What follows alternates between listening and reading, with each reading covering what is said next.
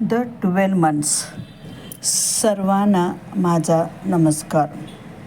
आज आपण ऐकणार आहोत एक सावत्र गरीब मुलगीची कहाणी.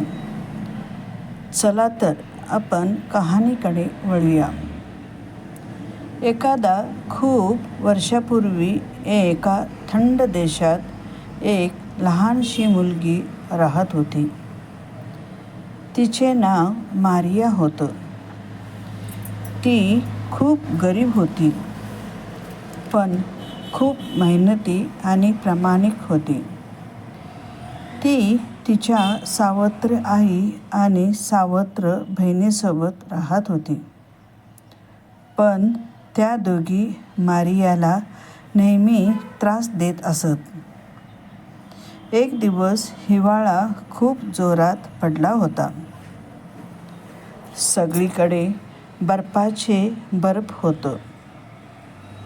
सावत्र आईने मारियाला जंगलात पाठवलं. जा, आम्हाला फुले घेऊन ये, नाहीतर घरी येऊ नकोस. मारिया घाबरली, पण ती जंगलात निघाली. जंगलात खूप थंडी होती.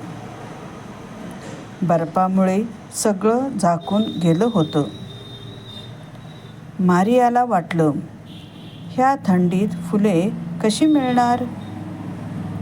तेवढ्यात तिला दूर आग दिसली. ती त्या दिशेने गेली.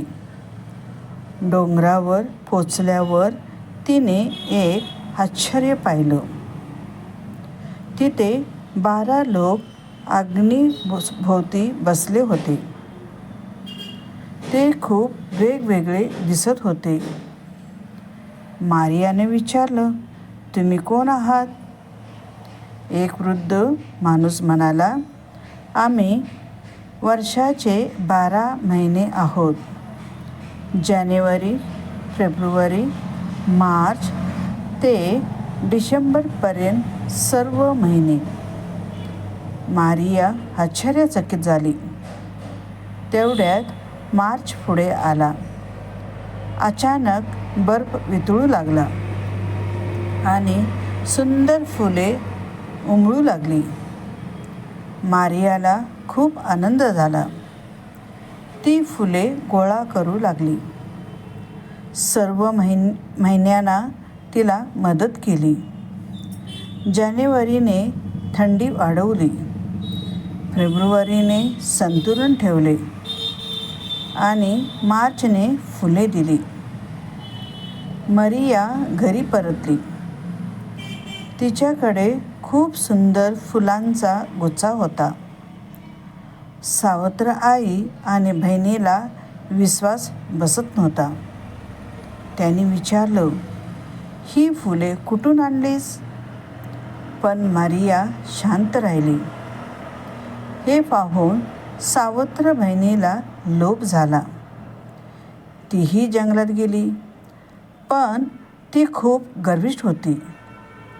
तिने 12 महिन्यांची वाईट वागणूक केली. महिन्यांना तिचं वागणं आवडलं नाही. अचानक खूप जोरात बर्फ आणि वादळ आला.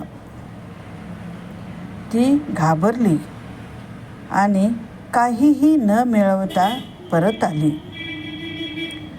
मारियाला तिच्या चांगल्या स्वभावामुळे बक्षीस मिळालं, पण सावत्र बहिणीला तिच्या अहंकारामुळे काहीच मिळालं नाही.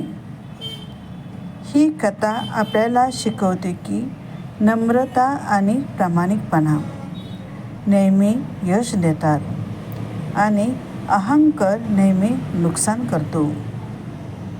जर तुम्हाला ही स्टोरी आवडली असेल तर लाईक करा, कमेंट करा आणि सबस्क्राईब करा.